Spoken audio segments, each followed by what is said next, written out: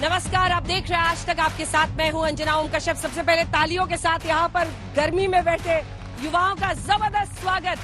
428 सीटों पर 5 चरणों में वोटिंग हो चुकी है। हर पार्टी अपने अपने दावे कर रही है।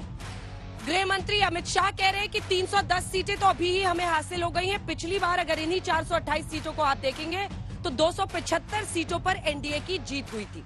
प्रधानमंत्री नरेंद्र मोदी ने कहा है कि इंडिया गठबंधन ऐसी हार का सामना करेगा कि पूरी दुनिया देखेगी। वहीं विपक्ष की तरफ से भी दावे किए जा रहे हैं।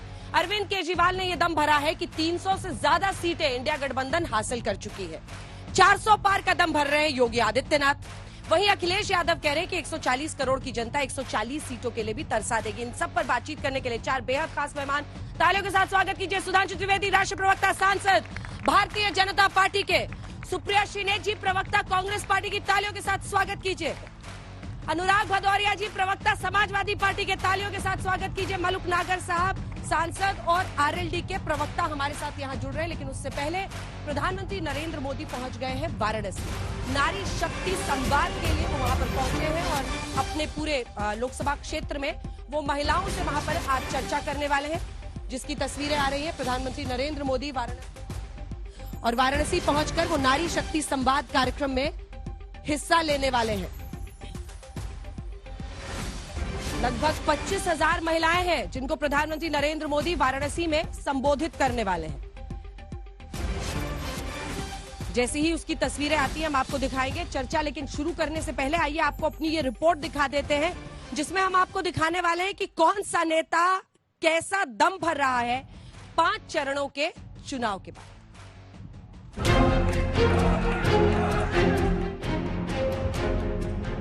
5 चरण में मोदी जी 310 क्रॉस कर गए। 4 जून को इंडिया गठबंधन को अपने दम पे 300 से ज्यादा सीट मिल रही हैं। इंडी गठबंधन पूरी तरह परास्त हो चुका है।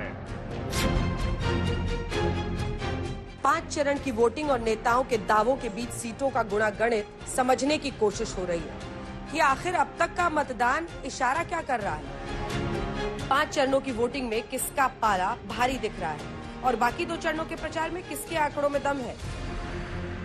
जो 5वां चरण हुआ, इंडी गठबंधन पूरी तरह परास्त हो चुका है।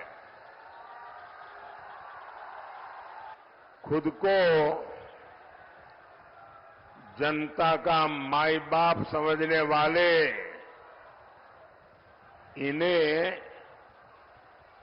जनता ऐसी करारी हार देगी,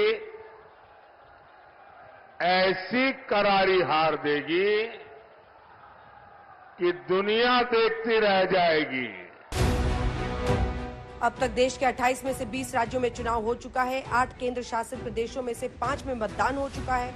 देश की 428 यानी 79% सीटों पर वोटिंग पूरी हो चुकी है। अगले 2 चरणों में 115 सीटों पर वोटिंग बाकी है। अब इन 2 चरणों के चुनाव के लिए सियासी पार्टियां पूरा जोर लगा रही है। जनता का भरोसा जीतने के लिए सीटों के आंकड़ों का दावा कर रही हैं। 5 चरण के चुनाव समाप्त हो गए हैं। मेरे ओडिया भाइयों बहनों, 5 चरण का परिणाम जानना है क्या? जरा जोर से बोलो, जानना है क्या? देखो भाई, 5 चरण में मोदी जी 310 क्रॉस कर गए हैं।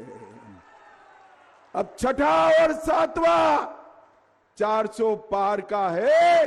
आपको मोदी जी ने 400 पार कराना है।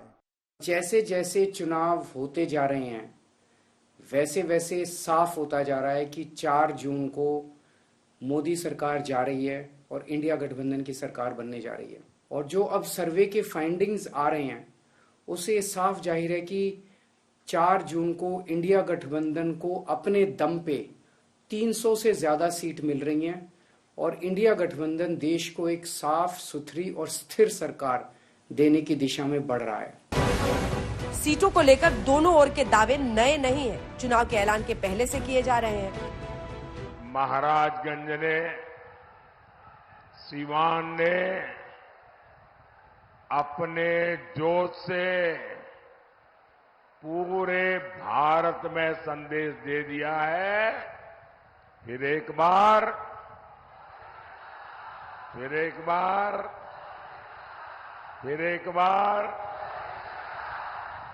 ये जो बीजेपी के लोग बोल रहे हैं कि इतनी सीटें आएंगी उतनी सीटें आएंगी, मैं सीधा बता देता हूं आपको, इनको 150 से ज्यादा नहीं मिलने वाली है। ये जो भी कहना चाहें कह लो, 150 से एक ज्यादा नहीं आने वाली। नेताओं के इन बयानों और दावों के बीच आपको बता दें कि अब तक लोकसभा की जिन 428 सीटों पर वोटिंग हुई है, 2019 में उसमें से 238 सीटें बीजेपी के खाते में गई थी। बात अगर एनडीए की करें तो 275 सीटें मिली थी। वहीं कांग्रेस 44, यूपीए 85, जबकि 68 सीटों पर अन्य पार्टियां विजयी रही थी। 2019 में भले ही चुनावी नतीजे एनडीए के हक में गए हों, लेकिन चुनावी नतीजों से पहले इंडिया गठबंधन भी ताल ठोकने में पीछे नहीं है। कांग्रेस और इंडी गठबंधन से जुड़े हुए जितने भी दल हैं, जो आज अनुसूचित जाति, जनजाति और पिछड़ी जाति के आरक्षण के अधिकार पर सेंध लगाना चाहते हैं, इनको पूरी तरह 4 चरणों में खारिज कर चुका है। यूपी में तो कांग्रेस का वैसे भी सफाया है, बुनी नहीं खुलने वाली इनकी। इंडिया गठबंधन उत्तर प्रदेश में 79 सीटें जीत रहा है। अगले 2 चरणों की लड़ाई 115 सीटों की है और चुनावी समर में ये 2 चरण बेहद अहम है, क्योंकि इनमें से 65 सीटें बीजेपी जबकि 77 सीटें एनडीए के पास है। कांग्रेस के खाते में 8, यूपीए के पास 9, अन्य पार्टियों के पास 29 सीटें। इस बीच दोनों ओर से सीटों को लेकर आर पार वाली जुबानी जंग तेज है।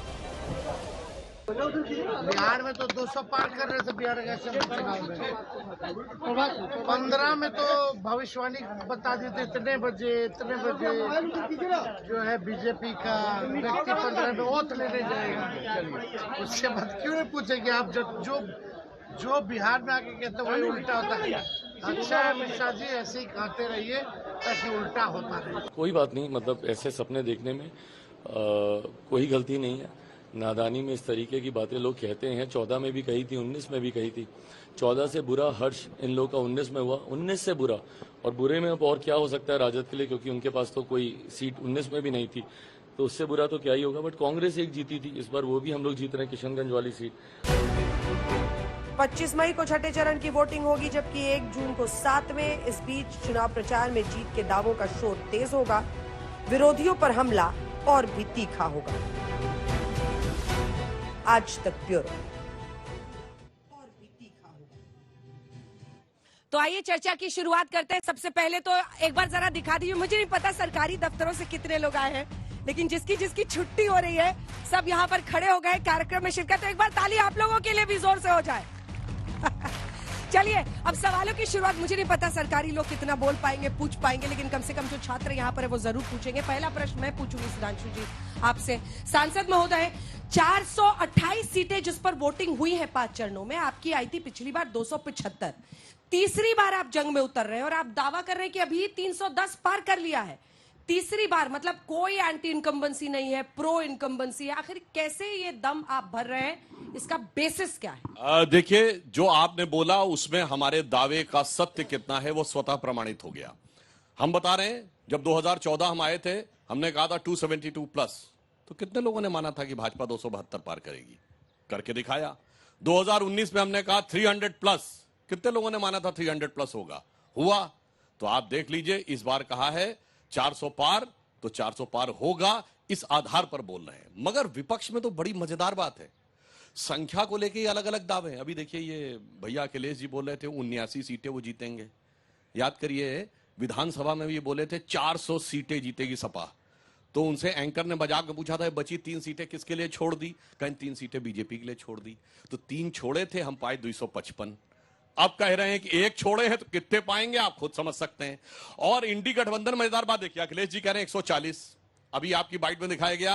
राहुल गांधी कह रहे हैं 150, फिर प्रियंका जी कहती है 180-85, फिर ममता बनर्जी कहती है 195 से 200। तो कहीं कहीं खड़गे जी बोल देते हैं 200, तो केजरीवाल बोलते हैं 230। अरे बता, कोई नीलामी जोड़ी बोली लग रही है एक, उसके बाद उसने कहा इतना, उसने कहा इतना। अरे नेतृत्व तो छोड़िए, संख्या पे एक मत नहीं हो रहे हैं। इसलिए हमारे यहां बहुत स्पष्ट रूप से एक नीति, एक नेतृत्व और एक ही संख्या, 400 पार, कोई कंफ्यूजन नहीं रह गया। और एक लाइन और कह दूं, उत्तर से दक्षिण तक लड़ाई तो हम ही से है, तो कौन दूसरा है लड़ाई में? कश्मीर में जहां पे हमारी स्थिति कमजोर मानी जाती, वहां लड़ाई हमसे है। केरल में जहां हमारा एक सांसद नहीं है, वहां कांग्रेस कम्युनिस्ट दोनों मिले हुए हैं, लड़ाई हमसे है। बंगाल में लड़ाई हमसे है और पूरे भारत में लड़ाई हमसे है। तो सिर्फ अगर आपसे पूछो एक पार्टी बताइए जिससे सारी पार्टियां अपनी लड़ाई मान रही हो, तो वो सिर्फ भारतीय जनता पार्टी है। तो जो लड़ेगा वही तो जीतेगा, जो लड़ेगा ही नहीं जीतेगा कहां से? चलिए सुप्रिया जी, मोर्चा संभालिए। वो कह रहे कोई कंफ्यूजन नहीं है, 400 पार है, कंफ्यूजन तो उस तरफ है। अलग अलग नंबर्स बता रहे हैं आपके सारे नेता, अपना नहीं बता रहे कांग्रेस कितना लाएगी। जब चुनाव का पहला चरण हुआ था तो मोदी जी चुनावी रैली में जाके कहते थे 400 और फिर पार का नारा लगवाते थे। अब मोदी जी 5वें चरण तक 400 पार भूल गए, क्योंकि 400 पार ही बैकफायर हो गया और 400 पार के नारे ने ही सुनिश्चित किया कि 150 पार होने के लाले पड़ रहे हैं। मैं लेकिन एक बात यहां पे कहना चाहती हूं, आपने शुरुआत में बताया कि मोदी जी वाराणसी पहुंच गए और अभी कोई नारी शक्ति संवाद करने वाले हैं जहां पर 20-25 हजार महिलाएं आएंगी। उनका संसदीय क्षेत्र भी है। IIT BHU में कुणाल पांडे, सक्षम पटेल और आनंद उर्फ अभिषेक चौहान नाम के 3 लड़के एक महिला के गैंग रेप में आरोपी पाए गए थे। बीजेपी की IT सेल के संयोजक, बीजेपी की IT सेल के सह संयोजक थे। मैं चाहती हूं कि नारी शक्ति संवाद अपने संसदीय क्षेत्र में नरेंद्र मोदी जी IIT BHU के इन दरिंदों पर भी बात करें और माफी मांगे कि कैसे इन लोगों को उन्होंने अपनी पार्टी में रखा हुआ था। वाराणसी में है तो जरूर एक सांसद होने के नाते बात करनी चाहिए। यहां पर मान्यवर ने कहा कि पार्टियों में ही अंतर्द्वंद है कि क्या नंबर आ रहे हैं। जो भी अंतर्द्वंद है, 180 से 200 पार आप हो नहीं पा रहे हैं। और असलियत यह है कि 5 चरण के बाद शीशे की तरह एक बात साफ है कि 4 जून को ना तो भाजपा की सरकार बनेगी, ना मोदी जी प्रधानमंत्री बनेंगे। और इसका जो प्रमाण है वो 5 चरण के जो उनका अवतार रहा है उसमें दिख गया है। 10 सेकंड में आपको बता देती हूँ। सांसद जी हंस रहे हैं, मैं भी हंसती हूँ उनकी बातों पे, और जोर से हंसती हूँ, ठाका लगा के हंसती हूँ। देखती नहीं आप मुझे हंसते हुए? एक पहले चरण में मोदी जी किस पर आए? मीट, मुर्गा, मछली, मटन, मुस्लिम लीग। दूसरा चरण आते आते ब्याहताओं के मंगलसूत्र और आपकी भैंस पर आ गए। तीसरे चरण में अपनी आंखों की पुतली, अपने जिगर कलेजे के टुकड़े अंबानी अडानी को ही बोल डाला। बोरे में भर भर कर, टेम्पो में लाद लाद कर काला धन बांट रहे हैं। लेकिन ईडी, सीबीआई, इनकम टैक्स सुनी नहीं रही है प्रधानमंत्री की। चौथा चरण आते आते मोदी जी को आमिर खान का गजनी किरदार समझ में आया। आप जैसी प्रबुद्ध पत्रकार ने उनसे एक इंटरव्यू किया, आपकी एक समकक्ष पत्रकार हैं, उनसे पूछा हिंदू मुसलमान, उन्होंने कहा मैं हिंदू मुसलमान करूं तो मैं सार्वजनिक जीवन में रहने योग्य नहीं हूं। जिस व्यक्ति का वजूद ही वो करके है जो 4 घंटे बाद फिर हिंदू मुसलमान करने लगा, तो गजनी के कैरेक्टर में आ गए। और 5वां चरण आते आते नरेंद्र मोदी जी और उनकी प्रोपेगेंडा मशीनरी उनको महाप्रभु भगवान जगन्नाथ का अनुयायी नहीं, प्रभु को उनका भक्त बताने लगी। जो संबित पात्रा ने कहा वही नरेंद्र मोदी ने एक इंटरव्यू में कहा कि मैं ईश्वर का दूत हूं, मुझ में दैवीय शक्ति है। ये क्या हो गया है भाजपा को? ये कहां का अहंकार है, कहां का घमंड है? और कोई अकेला ये, और मैं यहां पे ये जरूर बोलना चाहती हूं, ये प्रोपेगेंडा कोई अकेला प्रवचन नहीं दिया है मिस्टर पात्रा ने। यही बात कहते हैं चंपत राय, ये बात कहते हैं देवेंद्र रावत, ये बात कहते हैं गिरिराज सिंह, ये बात कहती है कंगना रनावत। अरे हो क्या गया है भाजपा को? हमारे आराध्यों को, हमारे इष्टों को इस तरह से अपमानित करने का हक किसने दिया है? और मैं जानना चाहती हूं कि 5वें चरण के आते आते अगर हिंदुओं की आस्था पर प्रहार होगा तो ऐसे व्यक्तियों को आप पार्टी से कब निकालिएगा? चरणबद्ध तरीके से उन्होंने सारे जवाब दिए। अब आप उस माइक उठाइए और बताइए। देखिए, मैं कहना चाहता हूं, इन्होंने कहा कि वो गजनी का किरदार, तो भैया अब तो ऐसे ऐसे वीडियो आ रहे हैं, राहुल गांधी जी के गजनी नहीं गजनवी किरदार याद आ रहा है। पहले क्या था, अब क्या बोल गए? और तो और छोड़िए, कहा नहीं लिखा हुआ भूल जाते हैं। अपनी सरकार के समय की पार्लियामेंट्री कमेटीज का लिखा हुआ भूल गए। नेहरू का लिखा भूल गए, इंदिरा का लिखा भूल गए, राजीव जी का लिखा भूल गए, और अब आके कहने लगते हैं कि नहीं साहब मैं कह रहा हूं। तो मैं कह रहा हूं भाई छोड़ दो, पार्टी छोड़ दो, देश छोड़ दो, अपने खानदान का तो याद रखो, जो उन्होंने कहा था उसकी बात करें। इसलिए जिसको, मगर देश की जनता को सब कुछ याद है कि किसने कब बोला था, क्या बोला था, किस मकसद से बोला था। मैं कहना चाहता हूं संबित पात्रा ने तो उस विषय के ऊपर तुरंत माफी भी मांगी है, उपवास भी किया है, और जहां तक भारतीय संस्कृति, हिंदू धर्म और सनातन धर्म के ऊपर इनके दिल में दर्द की बात है, तो मैं पूछना चाहता हूं, इरेडिकेशन ऑफ सनातन धर्म के लिए माफी मांगी जिसमें कहा गया हिंदू धर्म का समूल नाश। मैं पूछना चाहता हूं कि आपने कहा कि राम थे नहीं, उसके लिए माफी मांगी। आपने राम मंदिर का लौटा दिया इन्विटेशन, उसके लिए माफी मांगी। अरे भाई कोई किसी को आमंत्रित करता है, जाइए ना जाइए, आपके घर में कोई शादी को लिख के भेजता मैं नहीं आऊंगा, ये तो सिर्फ अपमानित करने के लिए होता है ना।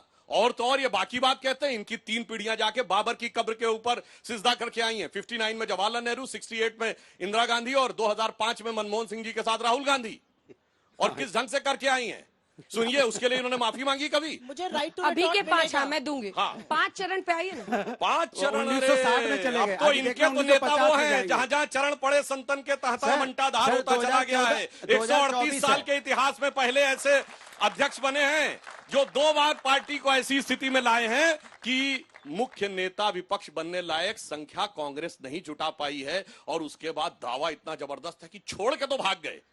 देखिए 2019 बाद छोड़ दिया उन्होंने, मैं अध्यक्ष नहीं रहूंगा। छोड़ दिया तो शांति से घर बैठते, कहते जो अध्यक्ष रहेगा वो चलाएगा। ना ना नहीं, न्याय यात्रा मैं ही निकालूंगा, ठीक है, फिर दूसरी वाली यात्रा भी मैं ही निकालूंगा। फिर संसद भवन में, इसी संसद भवन में राहुल गांधी जी बयान दे रहे थे, नेता प्रतिपक्ष लोकसभा अधीर रंजन चौधरी पीछे खड़े थे, और उस समय अध्यक्ष नहीं बने थे खड़गे जी, नेता प्रतिपक्ष राज्यसभा पीछे खड़े हुए थे। तो भाई ये दिखाई पड़ता है ना। अंजना जी ये प्रवचन हो रहा है, अंजना जी प्रवचन चल रहा है, प्रवचन सुनने कोई थोड़ी आया है यहाँ पे। ये बात कर रहे हैं, ये बात कर रहे हैं कांग्रेस की वो सुनना चाहते हैं अपने रोजगार की बात। सुनिए गठबंधन का, सुनिए आपको क्या गठबंधन की बताइए, सत्ता पक्ष में आपने क्या किया जनता के लिए? आप बताइए, बच्चे बैठे उनके लिए क्या किया आपने, रोजगार के लिए, महंगाई के लिए क्या किया आपने, बताइए आप छात्रों के लिए क्या किया, बताइए आप 1960 गिना रहे हो, 1950 गिना रहे हो, 2024 की बात सुनना चाहते हो, कमाल की बात कर रहे हैं आप। अनुराग जी बीच में नहीं, अनुराग जी देखिए सुप्रिया जी नहीं, पहले सुप्रिया जी जवाब देते, छोटा सा जवाब वो देना चाह रही, क्योंकि राहुल जी पर ऐसे लिखा है उन्होंने, उसके बाद छोटा सा नहीं दूंगी, थोड़ा लंबा मैं भी दूंगी, जितना लंबा वो आधा देने दीजिए, टाइमर लगा लीजिए, बोलिए। छोटा सा नहीं दूंगी, थोड़ा सा लंबा दूंगी, समझा लीजिएगा पूरा जवाब। जलेबी ना बनाइए, बीच में बोलेंगे हम, ठीक। अनुराग जी यहाँ पर इस देश के युवा, यहाँ पर इस देश का भविष्य बैठा हुआ है, इनके सामने जलेबी बनाने से आपको क्या मिलता है, मैं ये जानना चाहती हूँ। ये पूछ रहे हैं कि 10 साल सत्ता में रहने के बाद आज जब हम चुनाव के मुहाने पर आए हैं, एक बार प्रधानमंत्री मंच से रोजगार की बात नहीं करते हैं, एक बार प्रधानमंत्री अग्निवीर पर माफी नहीं मांगते हैं, एक बार प्रधानमंत्री महंगाई खत्म करने की बात नहीं करते। अरे आप तो ऐसे प्रधानमंत्री बन गए जिन्होंने आटा दही पढ़ाई दवाई सब पर जीएसटी लगा दिया। आप तो ऐसे प्रधानमंत्री बन गए जो ब्रजभूषण को शरण देते रहे, और उसके बाद महिलाओं के साथ जो हुआ यही हुआ, यही घसीटी गई, यही उनको रौंदा गया। ये मैं पूछना चाहती हूँ, और मैं पूछना चाहती हूँ, आज कोर्ट ने चार्जेस फ्रेम कर दिए ब्रजभूषण सिंह के खिलाफ, आपकी पार्टी ने क्या किया? आपकी पार्टी ने क्यों उनके परिवार को टिकट दिया? देखिए दिक्कत की बात क्या है कि मोदी जी सलमान खान के कैरेक्टर से बड़े प्रभावित हैं, कभी आमिर से कभी सलमान से। सलमान खान का एक डायलॉग था, जब मैं फैसला कर लेता हूं तो अपनी भी नहीं सुनता। जीएसटी का विरोध लिखित में किसने किया था? गुजरात के तत्कालीन मुख्यमंत्री नरेंद्र मोदी ने। अब कौन कहता है मैं जीएसटी लाया? नरेंद्र मोदी। खाद्य सुरक्षा अधिनियम का विरोध किसने किया? लिखित में किया नरेंद्र मोदी जी ने। अब कौन दिन भर बोलता है 5 किलो राशन? नरेंद्र मोदी जी। आधार का विरोध लिखित में किसने किया? नरेंद्र मोदी जी ने। तो दिक्कत की बात यह है कि जब चुनाव का वक्त आया, देश की जनता जानना चाहती है, 10 साल आपको प्रचंड बहुमत दिया, आपने 10 साल में हमारे लिए क्या किया? अनुराग जी, कितने रोजगार बनाए, कितनी महंगाई कम की, क्या किसानों 5 किलो राशन की तो आप लोग भी निंदा कर रहे थे, अब कह रहे हैं कि 10 किलो देंगे हम। बैठ के आप ही लोगों ने साथ किया, 5 नहीं 10 बोली लगती है ना मुफ्त की देने की। भारतीय जनता पार्टी ने जनता को झूठे वादे दिए थे, दबादब दबादब दबादब। अब जब चुनाव आया है तो जनता ने इनको दांव दे दिया है, दबादब दबादब दबादब। अब नहीं सुनिए, अब ये पछता रहे हैं, इनको दवा भी नहीं मिल रही है, दबादब दबादब दबादब। तो परेशान है, बात कर रहे हैं किसकी कांग्रेस में कौन बना नहीं बना। जनता ने आपको 2014 से लेकर 2024 तक पूरी बहुमत दी थी, और आपने जनता को वादे भी किए थे कि हम आएंगे तो आपकी जिंदगी खुशहाल होगी, आपके घर में खुशहाली आएगी। आपने ये तो वादा नहीं किया था हम आएंगे तो हम आपको रोजगार तो देंगे नहीं, आपको 1960 की बात बताएंगे क्या हुआ था, 1970 में क्या हुआ था बताएंगे, 1980 बताएंगे। लेकिन आज आप परेशान हैं, फिर इनसे पूछो, अभी थोड़ी देर बाद आएंगे, ये बताइए महंगाई दर क्या है, बताइए। मैं इनसे पूछूंगा, जब कोई हमारी बहनें हमारी माताएं बहनें खड़ी हैं, जब वो दूध लेने जाती हैं 35 रुपए का लीटर दूध मिलता था 2014 में, अब 70 रुपए लीटर है। क्या वो दुकानदार इनसे पूछता है क्या कि महंगाई दर क्या है, हम 70 रुपए ले रहे हैं आपसे? जब वो मैं बोल लूं, बीच में नहीं बोला। जब वो यहाँ दाल खरीदने जाती है तब 60 रुपए की दाल आज 200 रुपए किलो मिलती है, तो क्या वो महंगाई दर पूछ के देते हैं? क्या डीजल पेट्रोल लेने जाते हैं महंगाई दर पूछ के देते हैं? आपने महंगाई चलों की कमर तोड़ दी, लोग परेशान हैं, जितने लोग खड़े हैं, अगर एक बार पूछ लोगे महंगाई बेरोजगारी, सब हाथ उठा देंगे, चिल्ला के बोलेंगे देश में अगर समस्या है तो महंगाई बेरोजगारी की है। आप उस पर चर्चा नहीं करना चाहते, आप चर्चा किस पे करना चाहते हो कि फलाने ने क्या बोल दिया, ठिकाने ने क्या बोल दिया। आप धीरे आप किधर लेके आ रहे हो? आप पहले विकास की बात करते थे, हम आएंगे विकास लेके आएंगे, अब किस पे आ गए? जैसे हमारी साथी कह रहे थे मंगलसूत्र पे आ गए आप। मंगलसूत्र से क्या मतलब बताइए आप जरा, मंगलसूत्र से विकास का क्या लेना देना है? फिर पाकिस्तान पे चले गए, फिर भैंस पे चले गए। प्रधानमंत्री जी भैंस की बात करने, कोई भैंस खोल ले जाएगा अगर दूसरे की सरकार आ जाएगी। सही बात है, एक मिनट सुनिए, चुप रहिए, मुझे बोलने दीजिए। आप बताइए भैंस खोलने की क्या ये बात करेंगे? दूसरी बात क्या करते सुनिए, मीट मुर्गा मछली की बात करेंगे, जनता के मुद्दों की बात नहीं करेंगे। जनता को क्या चाहिए, यूथ को क्या चाहिए? शिक्षा के पर्चा लीक होते हैं, आपने क्या कार्रवाई की पर्चा लीक पे, जो लीक हो रहे पर्चे? बताइए आप। क्या मुद्दों से भटकाने के लिए ये वाले इश्यूज उठाए जा रहे हैं? यही आरोप है दोनों का।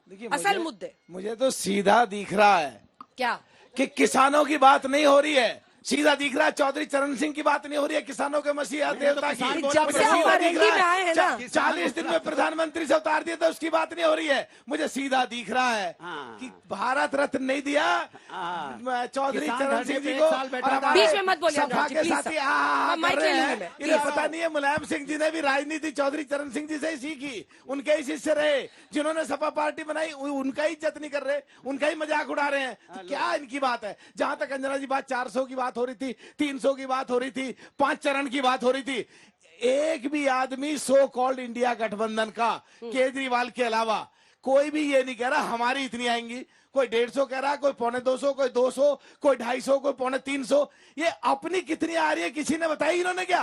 पूछ लो इनसे कितनी आएंगी इनकी, पूछ लो, बता। सुप्रिया जी बताएंगे अभी कितनी सीटें आएंगी आपकी? मैं आ रही हूँ। कांग्रेस की कितनी आएंगी? 2014 में नारा था, मंच से बोलते थे मान्यवर, ये देश नहीं बिकने दूंगा। 2024 में बोलते हैं ये भैंस नहीं बिकने दूंगा। सीट कितनी आ रही है? 2024 में नारा है सीट पूछ रहे नहीं बिकने दूंगा। आ रही हूँ, सीट पर आ रही हूँ। जलेबी बड़ी सुनी, हमें भी जलेबी पसंद नहीं, मरती अच्छी लगती है। किसान तो आप इनको सुनाइए ना, किसान की बात नहीं हो रही। 700 किसानों की शहादत मोदी जी की नाक के नीचे हुई, आप हमसे पूछ रहे हैं। किसान को एमएसपी देने का वादा मोदी जी ने किया था, नहीं किया। किसान एमएसपी मांग रहा है, हमने तो लिख दिया है एमएसपी की कानूनी गारंटी देंगे और 16 लाख करोड़ मित्रों का नहीं किसानों का कर्जा माफ करेंगे।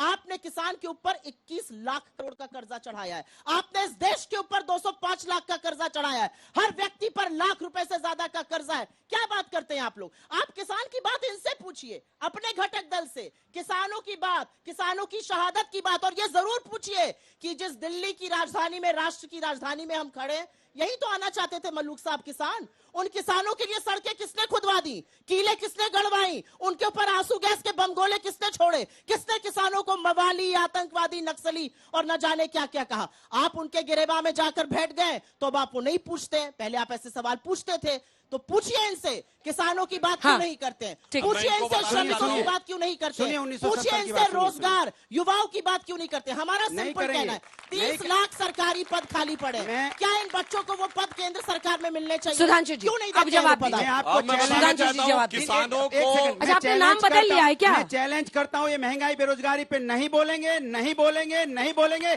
सिर्फ डाटा गिनाएंगे। सुन लीजिए आप बस। वैसे सुप्रिया जी आपने सीटें नहीं बताई, कितनी सीटें आ रही है? भदौरिया साहब किसानों की बात करना चाहते हैं, भदौरिया साहब नहीं चाहते किसानों की बात हो रही है। अब आपका नाम सुप्रिया भी हो गया। मलूक साहब प्लीज, मलूक साहब प्लीज। कितनी सीटें आ रही है कांग्रेस की? प्रचंड बहुमत की सरकार बनाने जा रहे नहीं हैं। बोल आज पाएंगे। इस वक्त में आपको कांग्रेस पार्टी की कितनी सीटें आएंगी? कांग्रेस पार्टी इंडिया की गठबंधन हम इंडिया साथ हैं। गठबंधन आप प्रचंड क्यों डिवाइड एंड रूल बहुमत की करना सिर्फ चाहते हैं? सरकार अंजना बनाएगी। जी, आपको क्या दिक्कत? हम दोनों साथ अरे हैं। सीट पूछ रहे हैं, अंजना जी, दिक्कत आपको क्या क्या है? है? हम यूपी दोनों में साथ हैं कितनी तो आएंगी? आपको क्या दिक्कत है भाई? देखा आप लोगों ने? हम कह रहे हैं हम साथ हैं, आप अंजना कह रहे हैं जी, अलग हो जो जाओ। ये ड्रामा कांग्रेस की की है यूपी एकदम। में कितनी सीट फुल आएंगी? ड्रामा हम करने दोनों आता साथ, आप कह है। रहे हैं अलग हो चलिए, जाओ। देखिए इन लोगों के लिए सीट इसलिए नहीं बता पाएंगे 350 क्योंकि 4 जून के बाद जानते क्या स्थिति होती, जैसे कहते हैं कि साहब बच्चे हंसने लगे। 350 ने पता है जीत रहे हैं, क्योंकि वो हंस महंगाई रहे हैं। बेरोजगारी की बात नहीं कर रहा हूं, ये तो 1970 की बात सुधांशु जी का बोलने करेंगे। दीजिए। देखिए मैं सारी बातों का जवाब देता हूं। इन्होंने किसानों की बात कही। चौधरी चरण सिंह जी को भारत रत्न और किसानों के लिए कीले क्यों, ये प्रश्न था। रोजगार पर अगर सरकारी मैं कहना चाहता हूं, इन्होंने कहा किसानों पदरिक्त को एमएसपी, मैं बताना चाहता हूं एपीएमसी एक्ट, जिसको इन्होंने कहा काला सुनिए कानून है, सब जो लोग। वापस किया। आज की डेट में जहां से राहुल गांधी सांसद हैं, केरल में एपीएमसी एक्ट नहीं है। अच्छा, तो इसके हिसाब से काला कानून है। निकालिए अब सुनिए, अपने सीखे फोन और मत, देखिए सीखे केरल मत, में अब APMC अब है अपने टर्न पे कि बोलिए। नहीं है? अब मैं कह रहा हूं, अगर एमएसपी की कानूनी गारंटी चाहिए तो कानून बनाना है, तो अपने राज्य में क्यों नहीं बना रहे हो? गैर कानूनी आप कर बना दो ना, आप नहीं बना कर दो, सकते। आप बना दो। कानून बनाना सवाल की बात फिर करें, सीख उन्होंने रहे, नहीं फिर बनाया। लगातार मिस्टर बोल- भदौरिया, आप क्या बना दो, तरीका आप भाई? अरे आप भदौरिया क्यों साहब, बना लेते हैं आप बार-बार डिबेट आप बना में? दो, आप सीखने बना को दो। लाने के लिए नहीं, आते हैं। हम चिल्लाएंगे नहीं, हम आपको नमस्कार करेंगे। आप भदौरिया बना दो। साहब, भदौरिया अरे साहब, भाई आपकी जहां सरकार है, बोलिए ना। आप बना दो ना। सर अगर आपको अरे भाई, ड्रामा हम तो करना है कह तो रहे हैं दूसरा कि- स्टेट चुन लीजिए। नहीं, आप इस मिस्टर बात भदौरिया में प्लीज, बैठे- अगर आपको नहीं, ड्रामा नहीं, करना है आप नहीं, दूसरा नहीं, स्टेट ड्रामा नहीं, चुनिए। केंद्र की जैसे बात हो रही बाकी है। लोग नहीं ये बोल रहे हैं, नहीं, एक केरला लाइन मान जाते हैं, बात हो रही सेंट्रल गवर्नमेंट का चुनाव हो रहा है। एक एक केरला करके का बोलिए चुनाव हो ना। रहा है, केरला का चुनाव हो रहा है कि देश का चुनाव हो रहा है? अंजना जी, मैं आपसे पूछना चाहता हूँ। वो कि वहां का केरला इशू को उठा भाग रहे हैं तो जाते उसमें हैं। क्या बात देश दिक्कत की है बात आपको? कीजिए ना आप।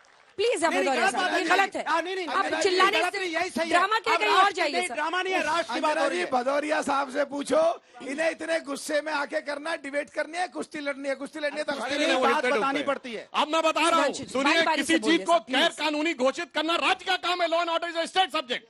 जैसे अगर हमने धर्मांतरण को गैर कानूनी करना था तो हमने कर दिया, हमने उत्तराखंड में लागू कर दिया। तमाम चीजों में तुम क्यों नहीं लागू कर रहे हो? तुम्हें पता है कि सिर्फ नाटक करना है और करना नहीं है। अन्यथा आप बताइए, कर्नाटक में कर दीजिए, पंजाब में 10 साल रहे क्यों नहीं किया? और जो इन्होंने वादा किया था वो कितने झूठे किए। इन्होंने कहा 5,000 रुपए बेरोजगारी भत्ता देंगे, राजस्थान और छत्तीसगढ़ में दे दिया, नहीं दिया। इन्होंने छत्तीसगढ़ के चुनाव में कहा था 2018 में खट खट खट खट 10 दिन में सारा किसानों का कर्जा माफ कर देंगे, नहीं तो 10 दिन में मुख्यमंत्री बदल दूंगा। 10 दिन में छोड़िए, 10 साल मुख्यमंत्री नहीं बदले और आखिर में वो चले गए। अब मैं बताना चाहता हूं, कह रहे महंगाई बेरोजगारी की बात नहीं कर रहा, मैं बताना चाहता हूं।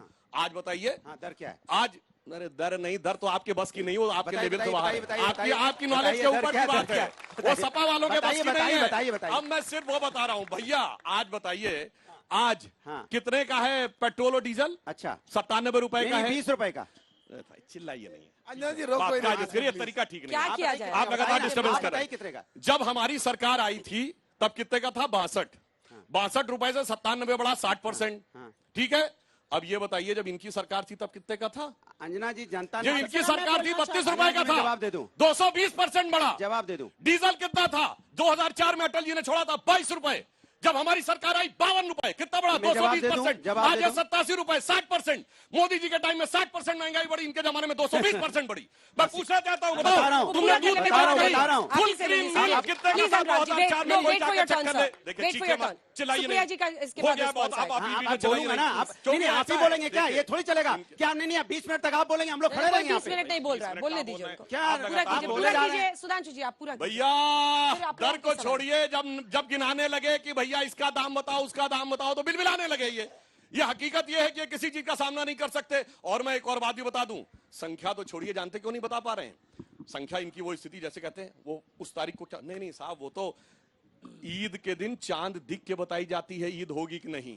और 4 जून को इनकी ईद नहीं मुहर्रम ईद पे होगी, ये गए। तय मान लीजिए। अरे सुप्रिया जी, सुप्रिया सुप्रिया जी। निकल रही है। और डायलॉग जो सुप्रिया जी ने कहा, डायलॉग इन्होंने कहा वो सलमान खान का डायलॉग। अरे डायलॉग तो एक ही है, भारतीय राजनीति का सबसे ये राहुल गांधी जो आप देख रहे हो ना, ये तो है ही नहीं।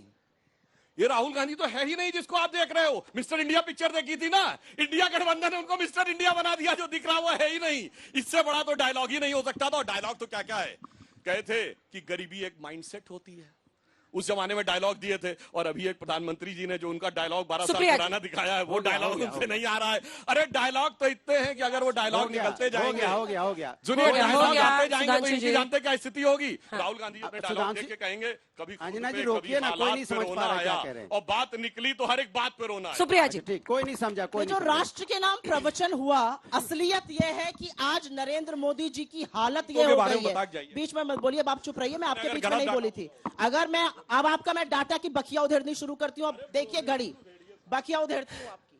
हमारे टाइम पर कच्चे तेल का दाम था 150 रुपए प्रति बैरल, लेकिन पेट्रोल ने सेंचुरी नहीं मानी थी। इनके टाइम पर $70 प्रति बैरल, 100 रुपए का पेट्रोल बिक रहा था।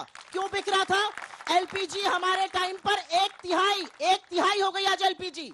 400 का सिलेंडर 1100 पार करा दिया। आगे सुनिए अब आप असलियत। 3 रुपए एक्साइज लेते थे डीजल पर यूपीए की सरकार, 33 रुपए आप ले रहे हैं। 95 पैसा पेट्रोल पर लेते थे, 28 रुपए सेंट्रल गवर्नमेंट ले रही है। आप लोगों की जेब पर लगातार डाका डाल रहे हैं। असलियत यह है, डीरेगुलेशन का मतलब है कच्चे तेल का दाम विदेश में, विश्व बाजार में कम होगा, आपके पेट्रोल और डीजल का दाम घटेगा। लेकिन नहीं घटा, अभी बीच में मत बोलिए, अभी और सुनना बाकी है। प्रधानमंत्री 2014 के पहले कहते थे रुपये और प्रधानमंत्री की प्रतिष्ठा एक दूसरे से जुड़ी हुई है। रुपया जैसे जैसे गिरता है, प्रधानमंत्री की प्रतिष्ठा भी गिरती है। 53 रुपए पर मिला था रुपया इनको जब 2014 में आए थे, 84 पर पहुंचा दिया, लगता है उससे भी शतक लगवाएंगे। ये असलियत है। और एक मिनट, और सारी बात का फलसफा ये है, 10 साल बाद युवा पूछ रहा है 30 लाख सरकारी पद केंद्र सरकार में क्यों खाली हैं? किस बात का वेट कर रहे हैं? क्यों नहीं हमें नौकरी देते हैं? क्यों आप सिर्फ और सिर्फ 1600 करोड़ रुपए अडानी को कमवाते हैं? किसान 27 रुपए रोज के कमा रहा है। और एक और बात, आज ये बच्चे और हम भी आपसे सवाल पूछना चाहते हैं। नरेंद्र मोदी के लिए राहुल गांधी ने कहा नरेंद्र मोदी अडानी अंबानी का नाम नहीं ले सकते, अगली मीटिंग में मजबूर कर दिया नाम लेने के लिए। और इस देश का प्रधानमंत्री मंच से खड़ा होकर कह रहा है बोरे में भर भर कर, टेम्पो में लाद लाद कर अडानी और अंबानी काला धन बांट रहे हैं। कहां है ईडी, कहां है सीबीआई, कहां है इनकम टैक्स, कहां है उनको सांप सूंघ गया? भैया ये बात बताई जाए। ठीक है। और असलियत अब मैं इनको इनका जवाब दे दूं। जवाब दे दे।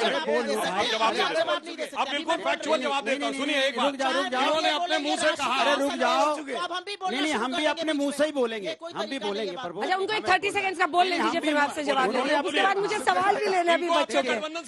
सुनिए, मुझे आप पे भरोसा नहीं, क्योंकि मुझे उनकी चिंता होती है ना, क्योंकि आप तो इधर उधर की बातें करके सारी बातें बता दी। अब मैं पता जनता क्या कह रही थी आपके आने के पहले, तुम तो ठहरे जुमलेबाज, वादा क्या निभाओगे?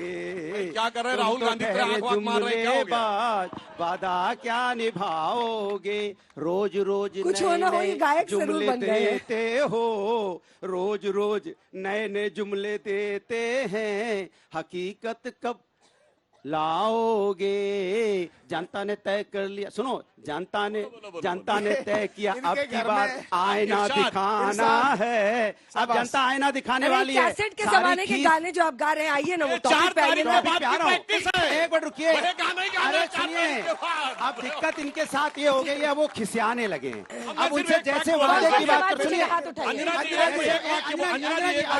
हो जाए। हेलो, मेरा सवाल इंडिया गठबंधन से है। जो कांग्रेस पार्टी का मैनिफेस्टो आया हुआ है, आजादी के 75 साल बाद में जो है, ये जो हमेशा बात करते हैं, मतलब कि लोगों के मतलब आरक्षण की बात करते हैं, उसकी बात करते हैं, मतलब कि एक याद कर लो। चलो दूसरे से पूछो। हेलो, नाम है आपका? मेरा नाम शुभम है। मैं क्या करते हैं? मैं यूपीएससी का स्टूडेंट हूं। मैं क्वेश्चन करना चाहता हूं इंडिया गठबंधन से। इन्होंने जो इनका मैनिफेस्टो है, उसमें इंफ्रास्ट्रक्चर डेवलपमेंट के बारे में क्या लिखा हुआ है? सब फ्री बीज की बातें करते हैं। ये आजादी के 77 साल बाद सबका विकास होना चाहिए, सामूहिक विकास होना चाहिए, लेकिन कुछ और छात्रों के सवाल लेते हैं। आप में से कौन भाई?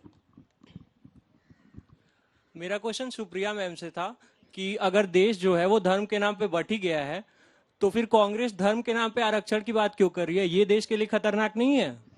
एक साथ जवाब दीजिएगा। और कोई छात्र जो पूछना चाहता है? छात्रों से मैं चाह रही हूँ, आप आइए पूछिए। मेरा सवाल बीजेपी से है। चुनाव के दौर में अभी जो स्वाति मालीवाल की न्यूज आई है, उनको पार्टी वाले कह रहे हैं कि वो बीजेपी की एक एजेंट है। तो आप इस पे क्या कहना चाहेंगे सुधांशु सर? देखिए, बड़ी मजेदार बात यह है कि सवाल जो और ले लूं, फिर 22 एक साल साथ से मुझे सवाल याद है, एक सवाल और ले ले। मेरा सवाल इंडिया गठबंधन से है कि आप बात करते आते हैं वुमेन सेफ्टी की, लेकिन अभी भी दिल्ली सबसे ज्यादा अनसेफ सिटी है ऑल ओवर इंडिया में। कैपिटल होने के बाद सबसे ज्यादा रेप केसेस दिल्ली से आ रहे हैं, ऐसा क्यों हो रहा है और उस पर क्या मेजर्स लिए जा रहे हैं और आगे हम आपको किस बेस पे वोट दिया जाए? सरकार उनकी है यहाँ। नहीं आप, तुम्हारा नाम क्या है? मृत्युंजय प्रताप सिंह। क्या कर रहे हो? मैं बीए मैनेजमेंट का। अभी तुमको बोलेंगे बीजेपी का एजेंट। नहीं उनको बस ये मेरा नहीं ये पता है क्वेश्चन क्या मेजर्स लिए जा रहे हैं और अच्छा, इसका यहाँ सरकार किसकी है? क्या यहाँ पे सीएम कौन है? यहाँ का पुलिस सीएम किसके पास है? पुलिस किसके पास सर? है? पुलिस शीला की के नहीं पास जो है। आप बोले थे पुलिस पुलिस में में बात अभी आपने पुलिस इनके पास है। कमाल की बात कर रहे हो। इसके मतलब पता चल गया कि आप क्या पूछना चाहते थे। उल्टा पड़ गया सवाल। उल्टा पड़ केजरीवाल जी शीला दीक्षित से सवाल पूछते थे मुद्दे पर। कर्नाटक में पुलिस किसकी है? आखिरी सवाल फंस गए। मेरा सवाल चारों प्रवक्ताओं से है। हाँ बिल्कुल। मतलब सुधांशु जी 2047 में जो प्रधानमंत्री मोदी जी जो विजन दे रहे हैं देश को कि भाई विकसित राष्ट्र बन जाएगा, जिस दिशा में आज युवाओं को आप ले जा रहे हैं, राम मंदिर की परिस्थिति जब बात बता रहा हूं, उससे लगता है कि युवा धर्म की तरफ चले जाएंगे, रोजगार की तरफ उनका कोई मूवमेंट नहीं है। आपके रोजगार के प्रति कुछ नहीं है, सबसे बड़ी बात है। अब ईडी गठबंधन के साथ समस्या क्या करेंगे? जल्दी ईडी गठबंधन के साथ समस्या क्या है? मोदी हटाओ, एजेंडा नहीं बताएंगे हम के लिए क्या करेंगे। अच्छा, इनका विपक्ष का एजेंडा है मोदी हटाओ, ठीक है। अब एक एक करके आइए, जल्दी आइए। आखिरी सवाल है, उसके जवाब ले। सुधांशु सर से एक चीज पूछना चाहूंगा। अनएम्प्लॉयमेंट 63% रह गया है। आपके किसी मैनिफेस्टो में ना अनएम्प्लॉयमेंट की बात है, ना हंगर इंडेक्स की बात है। रोजगार को लेकर क्या बात कही गई है? चलिए जल्दी से एक सबका सवाल, मुझे लगता है आपसे शुरू करते हैं। आप सत्ता पक्ष शुरू करिए, पहले 2 सवाल मुझसे। चलिए ठीक है, आप ही पूछ लीजिए, जवाब दे दीजिए। लंबा बोलिए। अरे आपसे छोटा ही बोलती हूँ। टाइमिंग जब लगाइएगा अंजना जी, थोड़ा सा आपको पक्षपात करती हैं, आपसे कम ही बोलती हूँ। आपसे टाइमिंग लगा के देखिएगा। नहीं वो सत्ता के साथ थोड़ा यहाँ पर एक सवाल पूछा गया था, मुझे लगता है आपका फैक्ट चेक ऑन एयर ही हो गया। मृत्युंजय भाई थोड़ा सा पढ़िएगा। पुलिस जो है वो दिल्ली की पुलिस गृह मंत्री अमित शाह को रिपोर्ट करती है। जस्ट फॉर योर नॉलेज, आपको ये पता होना चाहिए। कोई बात नहीं, कई बारी चीजें नहीं पता होती, आगे के लिए जानकारी रखिएगा। दिल्ली पुलिस अमित शाह की दिल्ली पुलिस है, याद रखिएगा। यहां पर एक सवाल पूछा गया, आरक्षण क्यों दिया जा रहा है? मुझे नहीं पता वो कहां गए जिन्होंने पूछा था। इस देश की 85-90% आबादी दलित, पिछड़े, आदिवासी हैं, लेकिन उनका रिप्रेजेंटेशन समाज में बहुत कम है। 90 गवर्नमेंट ऑफ इंडिया सेक्रेटरीज में से 3 हैं, दे दो। आईआईटी में 4% लोग पिछड़े वर्ग से आते हैं, आईआईएम में 5% लोग पिछड़े वर्ग से आते हैं। तो मैं आपसे पूछना चाहती हूं, क्या पिछड़े, गरीब, सामान्य वर्ग के भी उनके लिए नीति निर्माण नहीं होना चाहिए? क्या हाशिए पे पड़े लोगों को हाशिए पर ही छोड़ देना चाहिए? और क्योंकि आपने ये सवाल मुझसे पूछा, ये काउंटर सवाल मैं बीजेपी से पूछती हूँ, क्या ये आरक्षण के खिलाफ है या उसके पक्ष में है? हाँ या ना बुलवा लीजिए। ठीक है सुधांशु जी, आरक्षण पर जो प्रश्न था और रोजगार को लेकर जो सवाल बीजेपी से, उसका जवाब दीजिए।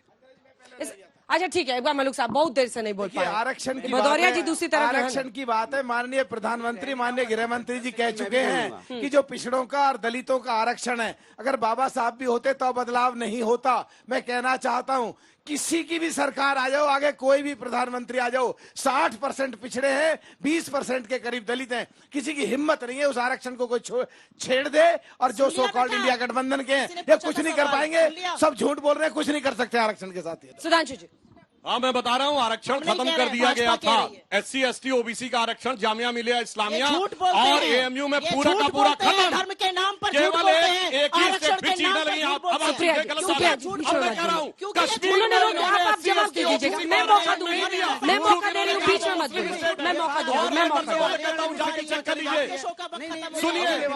सुनिए, राजीव गांधी ने 6 दिसंबर 1949 और उन्होंने बल्कि ये कहा कि वो कमला नवाज की तरह है। और मैं कहता हूँ, अरे चीखो मत, 1957 में नेहरू ने चिल्लाने बोलते अरे हैं। नेहरू ने लेटर लिखा कि वो आरक्षण के खिलाफ है। अनुराग जी बोलिए। इनसे सवाल पूछा जाएगा, इनसे सवाल पूछा जाएगा तो जामिया मिलिया चले जाएंगे, अलग अलग यूनिवर्सिटी चले जाएंगे। इनसे सवाल पूछा जाएगा कि आप मुद्दों पे बात कीजिए, आप मुद्दों पे बात क्यों नहीं करते? आप धर्म के नाम पे राजनीति क्यों करना चाहते हो? धर्म मेरी आस्था का विषय, सुन लीजिए कान खोल के। धर्म मेरा राजनीतिक विषय नहीं है। आप धर्म को राजनीति में ला दो क्योंकि आपके मुद्दे नहीं है, क्योंकि आप जनता के मुद्दों पर खर्चा नहीं करना चाहते। सवाल इस बात का है। चिल्लाने लगे लोग, देखिए सारे दर्शक देख सकते हैं, मैंने किसी का भी नहीं बोला और ये बोलने लगे चूंकि मैं कोट कर रहा हूँ। घर में तो लोगों के हाथ में रिमोट रहता है, यहाँ कुर्सी छोड़ के भाग जाएंगे सर। एक साथ चिल्लाइएगा नहीं। देखिए इतनी बड़ी बड़ी बात, सवाल जल्दी से पूछिए, ज्ञान मत दीजिएगा। मैं पूछना चाहता हूँ विपक्ष से, आज दिल्ली की बेटी के लिए क्यों मौन है? मणिपुर पर चिल्ला रहे थे, महंगाई की बात कर रहे हैं, 1 लाख रुपए महिला को देने की बात कर रहे हैं, दिल्ली में क्यों नहीं लागू करवाते? पूरे देश में इनकी सरकार, हिमाचल में क्यों नहीं करवाते? कर्नाटक में क्यों नहीं करवाते? ये कैसा प्रोपेगेंडा है? सरकार है, सवाल नहीं पूछेंगे इनसे आप। 5,000 तो दिया नहीं, और कह रहे 1 लाख दे देंगे। ये लोग सिर्फ झूठ की तालियों के साथ इनका धन्यवाद कर दीजिए मंच पर इतनी अच्छी तरह से लड़ने के लिए। आप सभी का बहुत धन्यवाद। लेकिन ऐसे ही हल्ला बोल का कार्यक्रम अब आप यहाँ से रोज देखेंगे। देखते रहिए आज।